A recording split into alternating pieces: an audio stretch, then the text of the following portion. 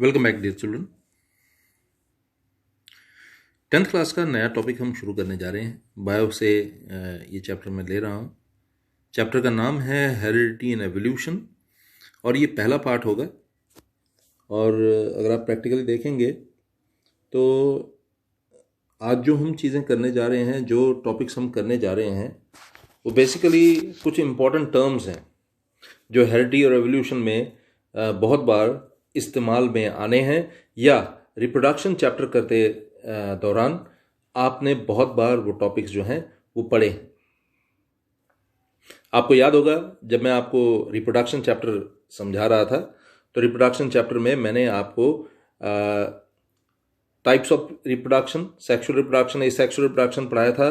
और इसके अलावा एक बहुत ही इंपॉर्टेंट टॉपिक मैंने आपको समझाया था, वेरिएशन, कि वेरिएशन एक्चुअली होता क्या है, वेरिएशन की इम्पोर्टेंस क्या है और वेरिएशन जो है वो किस तरह से यूज़फुल है जनरेशन्स के लिए, ऑर्गेनिजम्स के लिए। ठीक है ना, मतलब किस प्रकार से जो वेरिएशन है वो यूज़फुल है, ये भी आपने करा। वेरिएशन क्या होता है ये भी आपने करा। वेरिएशन का इम्पोर्टेंस क्या है ये आपने पढ़ा। इसके अलावा आपने रिप्रोडक्शन चैप्टर में सेक्सुअल रिप्रोडक्शन, एसेक्सुअल रिप्रोडक्शन के बारे में पढ़ा। तो बहुत सारे टॉपिक्स जो थे आपने उन दिनों में पढ़े थे, तो वो टॉपिक्स भी इस चैप्टर में रिपीट होंगे। उनमें से बहुत सारे टॉपिक्स, बहुत सारे टर्म्स जो हैं इस चैप्टर में रिपीट होने वाले हैं। आपको याद होगा उस लेक्चर के दौरान मैंने आपको बहुत बार ये बात बोली थी, बताई थी कि आगे आने वाले समय में हमने एक टॉपिक करना है हेरिडिटी एंड एवोल्यूशन, जो बायो का एक चैप्टर है 10th में, और उसमें इनमें से बहुत सारे टर्म्स जो हैं वो रिपीट होने हैं। तो अभी हेरिडिटी एंड एवोल्यूशन चैप्टर हम शुरू करने जा रहे हैं। यहाँ पर हम कुछ इंपॉर्टेंट टर्म्स के बारे में पढ़ेंगे। कुछ इंपॉर्टेंट टर्म्स हम बात करेंगे कुछ इंपॉर्टेंट टर्म्स के बारे में। ठीक है, और देखिए शुरू करते हैं। पहला टॉपिक है वेरिएशन। वेरिएशन कराने से पहले मैं आपको एक और चीज़ याद दिला देता हूँ वेरिएशन समझाने से पहले, और वो है what do you mean by heredity. Heredity क्या है मैं आपको बता दूं। Heredity transmission of characters from parents to offsprings, from one generation to the next generation, this is called heredity. Heredity क्या होता है, सपोज करिए ये मदर है, ओके, फादर हैं। मदर के कुछ फीचर्स और फादर के कुछ फीचर्स जो आगे फॉरवर्ड होते हैं, मतलब हम किन फीचर्स की बात करें, हम कैरेक्टर्स की बात कर रहे हैं, resemblances as well as variations both. ठीक है, from parents to the offsprings, from one generation to the next generation, this is called heredity. तो हेरिडिटी क्या है? It is defined as the transmission of characteristics from parents to offsprings. ठीक है जी।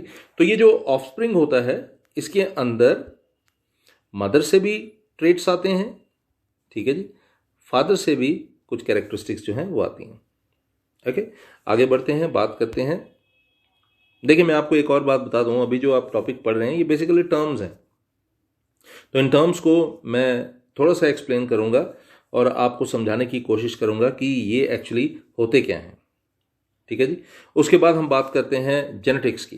What do you mean bye genetics. मैंने पहले आपको बताया heredity क्या होता है, अब मैं आपको बताता हूं जेनेटिक्स क्या होता है। The study of heredity and variation is known as genetics. Genetics क्या होता है? हेरिडिटी को स्टडी करना, वेरिएशन को स्टडी करना, इसी को हम क्या कहते हैं, वी कॉल इट जेनेटिक्स। लेकिन आपने देखा होगा मैंने टाइटल जो है वेरिएशन दिया और मैं समझा रहा हूं आपको जेनेटिक्स और हेरिडिटी के बारे में। तो वेरिएशन के बारे में मैं अभी आपको समझाऊंगा। ये दोनों टॉपिक्स जेनेटिक्स और हेरिडिटी आपका समझना जो है वो ज़रूरी था, इसलिए ये मैंने पहले आपको समझा दिया। अब मैं आपको बताता हूं कि वेरिएशन क्या होता है। ठीक है जी। लेकिन एक बार फिर से देखते हैं जेनेटिक्स क्या है। What do you mean bye genetics. Genetics is the study of heredity and variation. Heredity और वेरिएशन को स्टडी जब किया जाता है ये है जेनेटिक्स। और हेरिडिटी क्या होता है मैंने आपको बताया था। Heredity basically transmission of characteristics, And what characteristics? Resemblances as well as variations from parents to the offsprings. That is from one generation to the next generation. This is called heredity. अब मैं बात करता हूं variations की. Variations actually क्या है मैं आपको बता देता हूं. ये the differences in the traits shown by the individuals of a species. मतलब आप इसको समझिएगा, the difference in characters of parents and offsprings is known as variation. मतलब पेरेंट्स और ऑफस्प्रिंग्स में, अब देखिए ऑफस्प्रिंग जो है उसमें जो भी ट्रेट्स आते हैं, जो भी उसके कैरेक्टर्स होते हैं, वो फादर से और मदर से ही आते हैं, है ना. लेकिन फिर भी आप देखेंगे ऑफस्प्रिंग अक्सर जो होते हैं, ऑफस्प्रिंग में बहुत सारी डिसिमिलरिटीज भी जो होती हैं, वो ना फादर से मिलती जुलती होती हैं. वो फीचर्स, वो कैरेक्टरिस्टिक्स ना फादर से मिलते हैं ना मदर से मिलते हैं. ऑफस्प्रिंग के अंदर बहुत सारे इस तरह के कैरेक्टर होते हैं. और आपको मैं बता दूं, ये वही डिफरेंसेस हैं जिनको हम कहते हैं variation. The differences in the characters of parents and offsprings is known as variation. अगर आप याद करें तो मैंने आपको वेरिएशन जो था एक बहुत लंबा चौड़ा इस पर एक लेक्चर दिया था, चीज़ें समझाने के लिए, क्लियर करने के लिए कि वेरिएशन एक्चुअली होता क्या है. मैं फिर से आपको बता दूं वेरिएशन एक्चुअली होता क्या है. इसको आप समझने के लिए एक छोटी सी एग्जाम्पल से बात समझेंगे, और वो एग्जाम्पल क्या है वो आप सुनिए. एक यूनिसेलुलर ऑर्गेनिज्म है. फॉर एग्जाम्पल कोई भी यूनिसेलुलर ऑर्गेनिज्म आप ले लेते हैं. कोई भी एक यूनिसेलुलर ऑर्गेनिज्म है, जैसे ठीक है जी, ये इसका न्यूक्लियस है. अब क्या होता है यूनिसेलुलर ऑर्गेनिज्म में जो रिप्रोडक्शन होता है वो एसेक्सुअल रिप्रोडक्शन होता है. मतलब ये एक सेल जो है ये क्या होगा, it will divide into 2 parts. Okay, तो ये जो 2 पार्ट्स होंगे ये कुछ सपोज करिए इस तरह से होंगे और इस तरह से होंगे. अब ये दोनों सेल्स जो हैं ये एक सिंगल सेल से ही निकले हैं. ठीक है, ये सेल नंबर 1 है, ये सेल नंबर 2 है, और ये एक सिंगल सेल से निकले हैं. ठीक है, और ये है वो मदर सेल जिससे ये निकले हैं. तो इनके अंदर जो कंटेंट होगा वो बेसिकली इसी का कंटेंट होगा. इसी की सारी सामग्री जो है, इसी का सारा कंटेंट जो है, मटेरियल जो है, वो इन 2 सेल्स में होगा. ठीक है, तो आप समझ सकते हैं कि यहां पर जो 99.9% जो मटेरियल है वो बेसिकली मदर सेल से ही आया है. तो यहां पर चेंजेस होने के चांसेस जो हैं वो नहीं हो सकते, बल्कि ना के बराबर होते हैं. बहुत कम, बहुत कम, बहुत रेयर. ठीक है जी, तो ये एसेक्सुअल रिप्रोडक्शन की मैं बात कर रहा हूं. एसेक्सुअल रिप्रोडक्शन में मैंने आपको पहले भी बताया, जब हम रिप्रोडक्शन चैप्टर कर रहे थे तो मैंने उस समय आपको बताया था एसेक्सुअल रिप्रोडक्शन में वेरिएशन के चांसेस बहुत बहुत बहुत कम होते हैं, ना के बराबर. लेकिन जब आप बात करते हैं सेक्सुअल रिप्रोडक्शन की, सेक्सुअल रिप्रोडक्शन में ऐसा नहीं होता.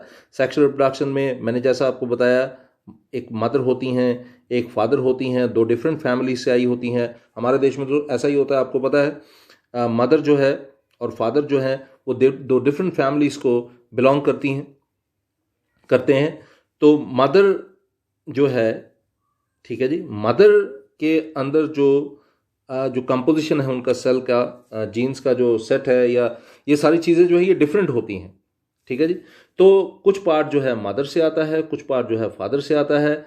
और वो जो ऑफस्प्रिंग होता है, जो अगली जनरेशन होती है, उसके अंदर 2 डिफरेंट फैमिलीज के ट्रेट आते हैं.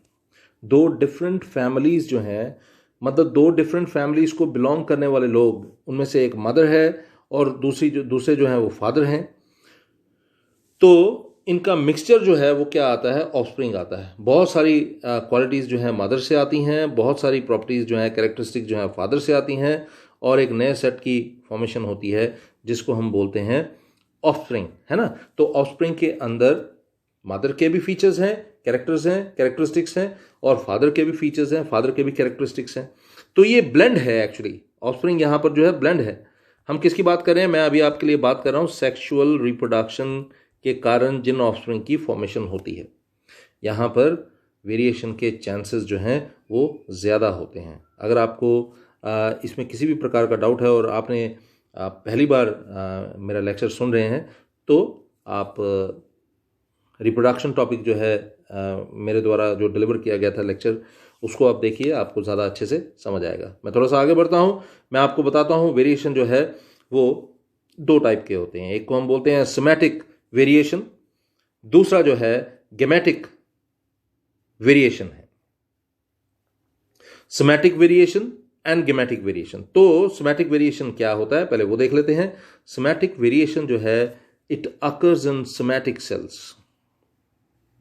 ओके, ये किस में होते हैं? सोमैटिक सेल्स में होते हैं। तो सोमैटिक सेल्स के बारे में मैं आपको बता दूं, आप में से कईयों को पता होगा सोमैटिक सेल क्या होता है। तो सोमैटिक सेल के बारे में अगर मुझे आपको बताना हो तो मैं आपको बताऊंगा, सोमैटिक सेल जो है ये वो सेल्स हैं except sperm and egg cells. अगर मैं स्पर्म सेल को छोड़ दूं, ठीक है जी, लीव इट, स्पर्म सेल को छोड़ दीजिए, एग सेल को छोड़ दीजिए, तो इसको छोड़कर, इन दोनों को छोड़कर जो सेल्स होते हैं दे आर सोमैटिक सेल्स, उनको हम सोमैटिक सेल्स कहते हैं। So somatic cell is any cell of the body except sperm and egg cell.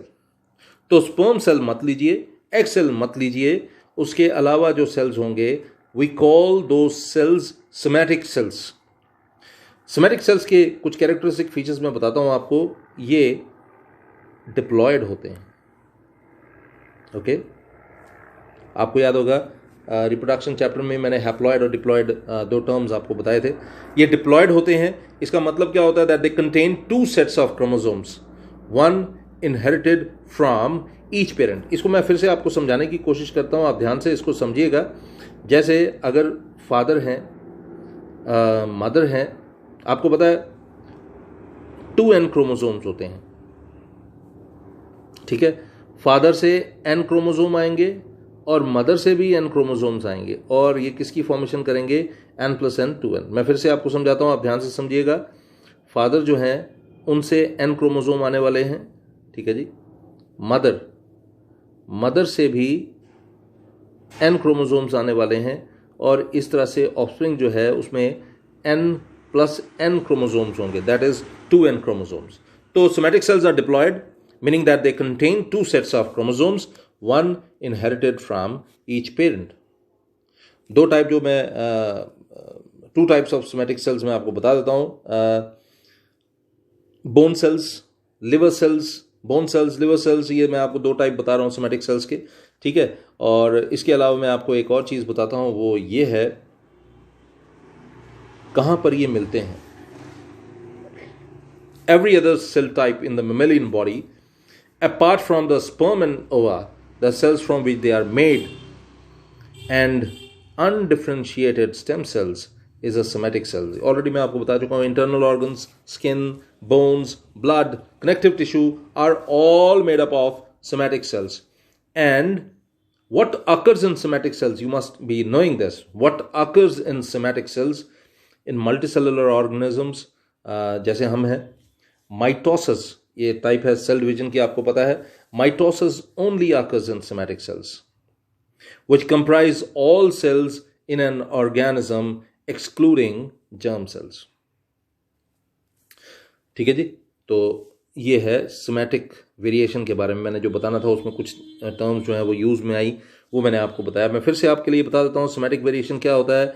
ये वेरिएशन की वो टाइप होती है जो सोमैटिक सेल्स में होती हैं, and these are not inherited और transmitted in the next generation. ये अक्सर एक जनरेशन से दूसरे जनरेशन जो है वो ट्रांसमिट नहीं होती, ठीक है।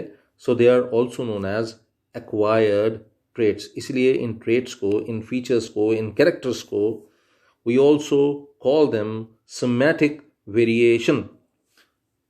I'm sorry, acquired traits. We call it acquired traits. मैं एक बार रिपीट करता हूं आपके लिए, आप ध्यान से सुनिएगा। मैं सोमैटिक वेरिएशन के बारे में बता रहा हूं। सोमैटिक वेरिएशन जो है it occurs in somatic cell of the body. They are not inherited or transmitted in the next generation. That is why they are also called acquired traits. इसलिए इनको एक्वायर्ड ट्रेट्स के नाम से भी जाना जाता है। एक और टर्म मैं आपको बता दूं, गेमेटिक वेरिएशन। मैंने आपको बताया दो तरह की वेरिएशन के बारे में, सोमैटिक वेरिएशन और गेमेटिक वेरिएशन। तो सोमैटिक वेरिएशन तो मैं ऑलरेडी आपको बता चुका हूँ कि सोमैटिक वेरिएशन क्या होता है। सोमैटिक वेरिएशन की वो टाइप है जो कहाँ पर होता है, सोमैटिक सेल्स में होता है। ये इनहेरिटेड नहीं है, ये ट्रांसमिटेड नहीं है, ठीक है। So they are also known as acquired traits, जैसा कि मैंने बताया। अब बात करते हैं गेमेटिक वेरिएशंस की। What do you mean by gametic variations? These variations occur in germ cells of the body. ये जर्म सेल्स में होती हैं। They are inherited in the next generation, so they are known as inherited traits. इसीलिए इनको हम inherited traits भी कहते हैं। We call them inherited traits, इसलिए हम इनको इनहेरिटेड ट्रेट्स भी कहते हैं, ठीक है जी। तो सोमैटिक वेरिएशन को एक्वायर्ड ट्रेट्स कहते हैं, गेमेटिक वेरिएशंस को इनहेरिटेड ट्रेट्स कहते हैं। ये था सोमैटिक वेरिएशन और गेमेटिक वेरिएशन के बारे में। आगे बढ़ते हैं, कॉजेस क्या होते हैं वेरिएशन के। वेरिएशन के क्या कॉजेस होते हैं? देखिए, मैं फिर से आपको बता दूं, मैं ऑलरेडी ये टॉपिक्स आपको बता चुका हूं, ये ऑलरेडी मैं टॉपिक्स आपको समझा चुका हूं, लेकिन फिर भी मेरी ड्यूटी है आपको इसको दोबारा से समझाना, मेरी ड्यूटी है, इसलिए मैं आपको समझा रहा हूं, आप ध्यान दीजिएगा। सबसे पहले जो मैं आपको बात बताने जा रहा हूं वो क्या है? वो है सेक्सुअल रिप्रोडक्शन के दौरान वेरिएशंस किस प्रकार से होती हैं, ठीक है जी। तो उसमें सबसे पहली टर्म है gametogenesis.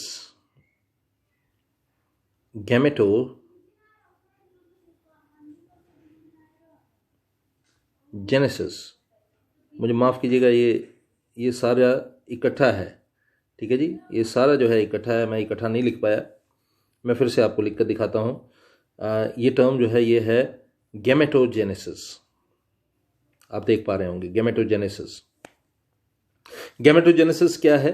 It is the process whereby a haploid cell is formed from a diploid cell. एक डिप्लॉयड सेल है, जैसे फादर डिप्लॉयड सेल है ना, इनके पास 2n है। मदर डिप्लॉयड सेल है ना, 2n है, किंतु ये आगे जो है केवल n क्रोमोसोम्स देते हैं। ये आगे जो है केवल n क्रोमोसोम्स देते हैं और ऑफस्प्रिंग में जो है 2n क्रोमोसोम्स की फॉर्मेशन होती है। This is known as gametogenesis. तो मैं रिपीट कर रहा हूं, gametogenesis is the process whereby a haploid cell is formed from a diploid cell through meiosis and cell differentiation.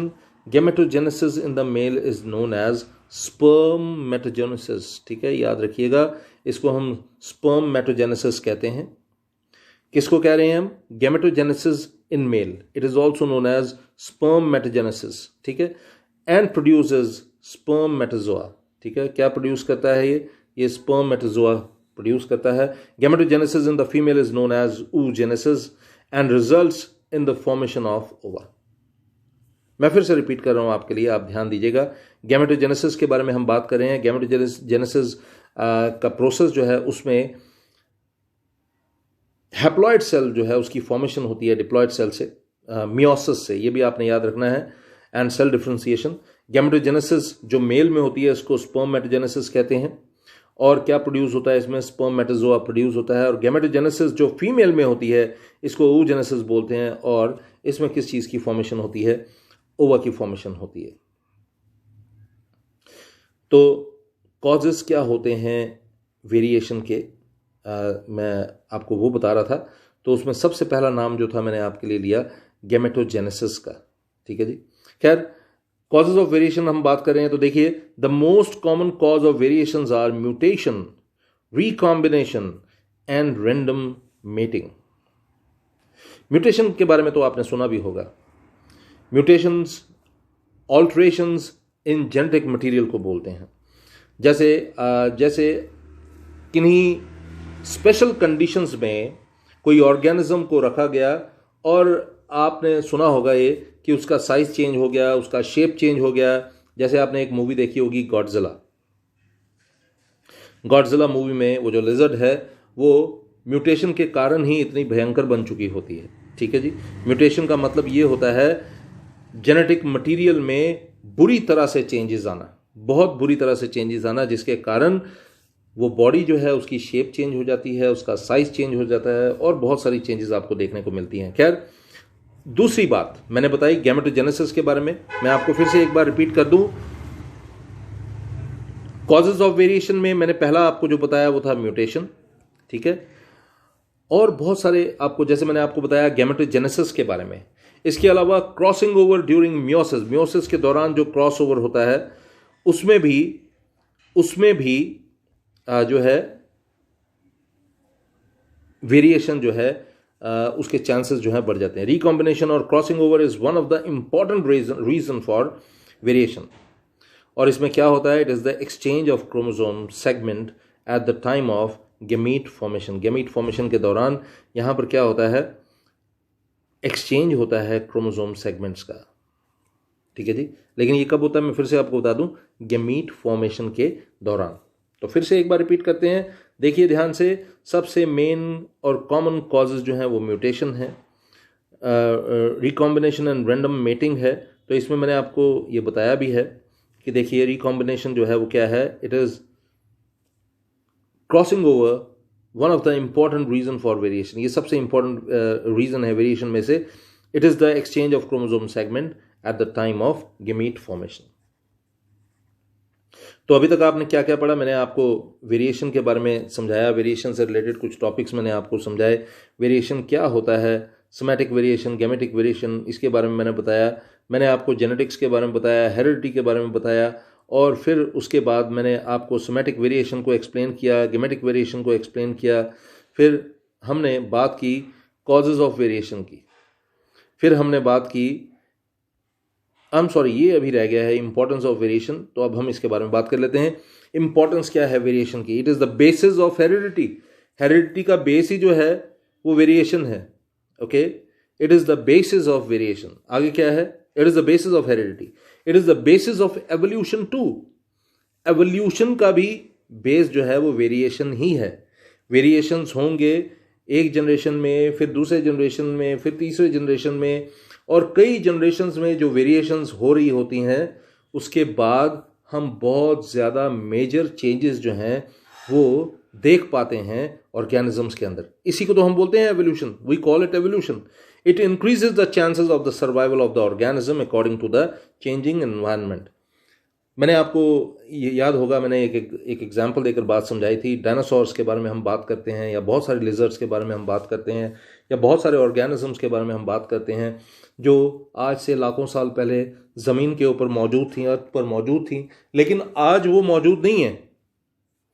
वो क्यों मौजूद नहीं है, बहुत सारे रीजंस दिए जाते हैं उनके, लेकिन मैं आपको बता दूं उनमें से एक रीज़न ये भी है कि वो अडेप्ट नहीं कर पाए। उनकी अडेप्टेशन जो थी वो पॉसिबल नहीं हो पाई, जिसके कारण वो सर्वाइव ही नहीं कर पाए, ठीक है जी। और अडेप्ट वो तब करते अगर वेरिएशन का फिनोमेना उनमें प्रॉपरली हो पाता था। तो गैमेटोजेनेसिस के बारे में मैं ऑलरेडी आपको बता चुका हूं। अब हम बात करते हैं जीन्स के बारे में। तो जीन्स बेसिकली क्या है, ये यूनिट है हेरिडिटरी इंफॉर्मेशन के। मतलब हेरिडिटरी इंफॉर्मेशन जो है वो कैरी करने का श्रेय जो है वो किसको जाता है, वो जीन को ही जाता है।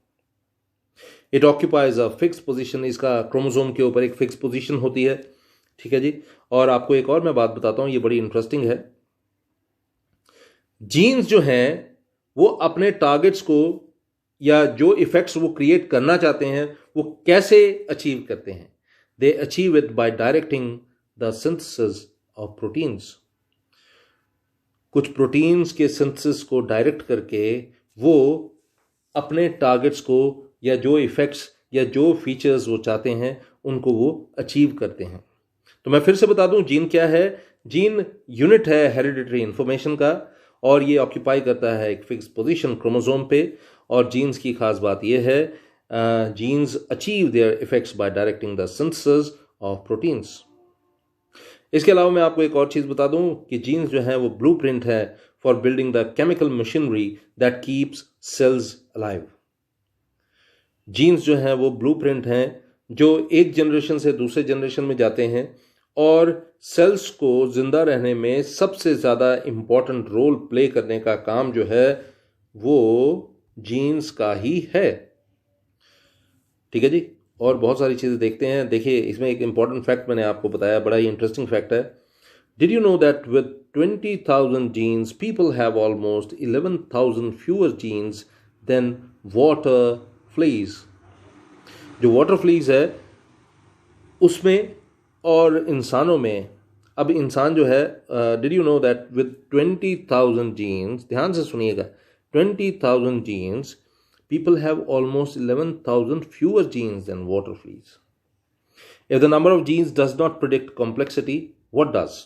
तो अगर हमारी बॉडी तो एक कॉम्प्लिकेटेड बॉडी है ना, और अगर नंबर ऑफ जीन्स के कारण बॉडी की कॉम्प्लेक्सिटी नहीं पता लगती तो फिर कैसे पता लगती है? तो उसका आंसर बड़ा सिंपल है, पर इतना सिंपल भी नहीं है, क्योंकि आप देखेंगे आगे आने वाले टाइम में जब आप इनको डिटेल में पढ़ेंगे तो आपको बहुत सारे नए टर्म्स, बड़ी सारी नई चीज़ें जो हैं पढ़ने को मिलेंगी। तो इसका आंसर है, the answer is that our genetic material contains much more than the units we call genes. Genes के अलावा भी बहुत सारी चीज़ें जो हैं वो हमारे जेनेटिक मटेरियल में मौजूद होती हैं। Just as important are the switches that turn a gene on and of.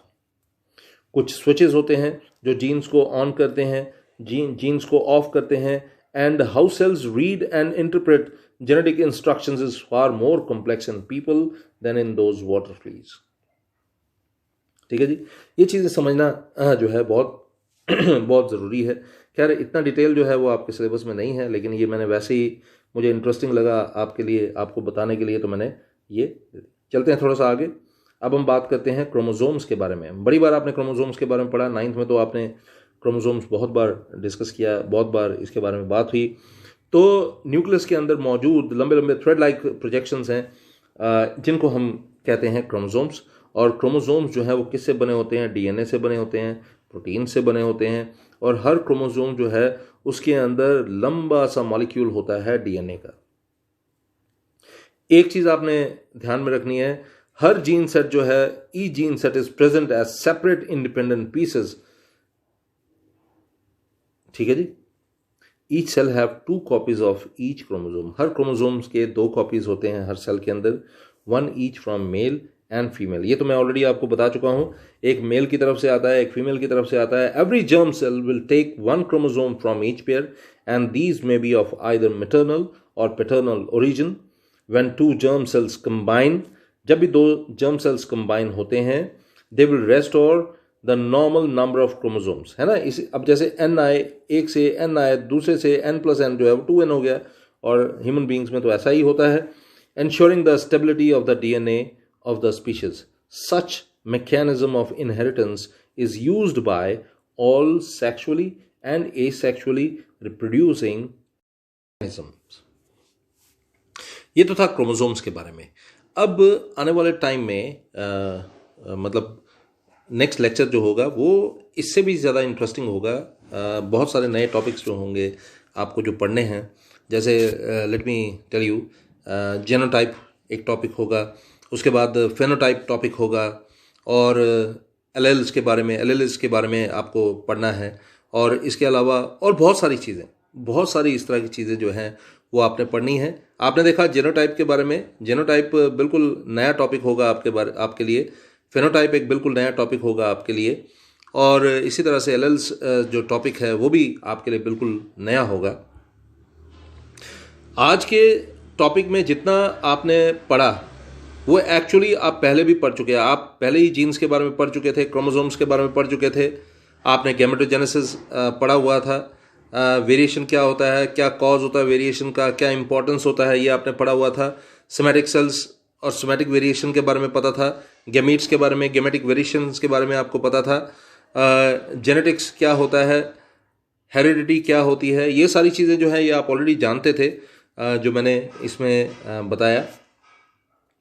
लेकिन जो नेक्स्ट लेक्चर है, मैंने जैसा आपको बताया, नेक्स्ट लेक्चर में बहुत सारी चीज़ें जो हैं, बहुत सारे टॉपिक्स जो हैं वो नए होंगे, आपने पहले कभी नहीं पढ़े होंगे, और आपको उन टॉपिक्स के ऊपर बहुत ज़्यादा फोकस रखना होगा। मैं आपको एक चीज़ अश्योर करता हूँ कि मेरी कोशिश होगी कि आपके लिए ये चैप्टर जो है ज़्यादा से ज़्यादा आसान हो सके। लेकिन मेरी फिर भी आपसे मैं आपको ये कहना चाहूँगा कि रिप्रोडक्शन चैप्टर जो आपने पहले पढ़ लिया हुआ है, उसको एक बार उसके इंट्रोडक्शन को, जहाँ पर हमने वेरिएशन के बारे में पढ़ा, जहाँ पर अपने रिप्रोडक्शन के बारे में पढ़ा, सेक्सुअल और एसेक्सुअल रिप्रोडक्शन के बारे में पढ़ा, उसको एक बार पढ़ने के बाद जब आप इस टॉपिक को पढ़ेंगे तो आपको ये टॉपिक जो है ज़्यादा अच्छे से समझ आएगा। तब तक अपना ध्यान रखिए। Good night.